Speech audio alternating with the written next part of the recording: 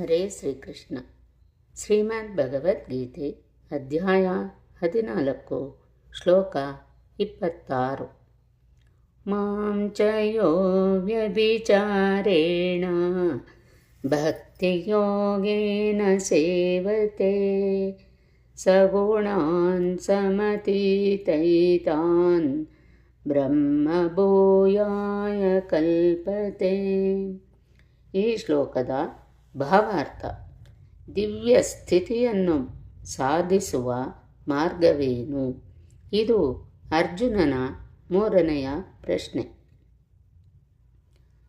ಹಿಂದೆಯೇ ವಿವರಿಸಿದಂತೆ ಐಹಿಕ ಜಗತ್ತು ಐಹಿಕ ಪ್ರಕೃತಿ ಗುಣಗಳ ಪ್ರಭಾವದಲ್ಲಿ ಕೆಲಸ ಮಾಡುತ್ತದೆ.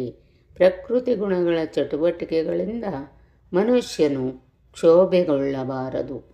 ತನ್ನ ಪ್ರಜ್ಞೆಯನ್ನು ಇಂತಹ ಗುಣಗಳ ಚಟುವಟಿಕೆಗಳಲ್ಲಿ ತೊಡಗಿಸುವುದರ ಬದಲು ಅವನು ತನ್ನ ಪ್ರಜ್ಞೆಯನ್ನು ಕೃಷ್ಣನಿಗೆ ಸಂಬಂಧಿಸಿದ ಚಟುವಟಿಕೆಗಳಲ್ಲಿ ತೊಡಗಿಸಬಹುದು.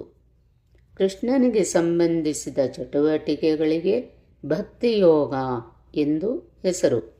ಹೀಗೆಂದರೆ ಸದಾ ಕೃಷ್ಣನಿಗಾಗಿ ಕೆಲಸ ಮಾಡುವುದು. ಈ ಕಲ್ಪನೆ ಕೃಷ್ಣನನ್ನು ಮಾತ್ರವಲ್ಲ, ರಾಮ ಮತ್ತು ನಾರಾಯಣರಂತೆ ಅವನ ಎಲ್ಲ ಸ್ವಾಂಶ ವಿಸ್ತರಣೆಗಳನ್ನು ಒಳಗೊಳ್ಳುತ್ತದೆ. ಆತನ ಸ್ವಾಂಶ ವಿಸ್ತರಣೆಗಳು ಅಸಂಖ್ಯಾತ. ಕೃಷ್ಣನ ಯಾವುದೇ ರೂಪದ ಅಥವಾ ಸ್ವಾಂಶ ವಿಸ್ತರಣೆಗಳಲ್ಲಿ ಒಂದರ ಸೇವೆಯಲ್ಲಿ ನಿರತನಾದವನು ದಿವ್ಯ ಸ್ಥಿತಿಯಲ್ಲಿದ್ದಾನೆ ಎಂದು ಭಾವಿಸಲಾಗುತ್ತದೆ. ಕೃಷ್ಣನ ಎಲ್ಲ ರೂಪಗಳೂ ಸಂಪೂರ್ಣವಾಗಿ ಆಧ್ಯಾತ್ಮಿಕ, ನಿತ್ಯಾನಂದ, ಜ್ಞಾನಮಯ ಎನ್ನುವುದನ್ನು ಗಮನಿಸಬೇಕು. ಇಂತಹ ದೇವೋತ್ತಮ ಪುರುಷರು ಸರ್ವಶಕ್ತರು, ಸರ್ವಜ್ಞರು. ಅವರಿಗೆ ಎಲ್ಲ ದಿವ್ಯ ಗುಣಗಳಿವೆ. ಐಹಿಕ ಪ್ರಕೃತಿ ಗುಣಗಳನ್ನು ಗೆಲ್ಲುವುದು ಬಹು ಕಷ್ಟ.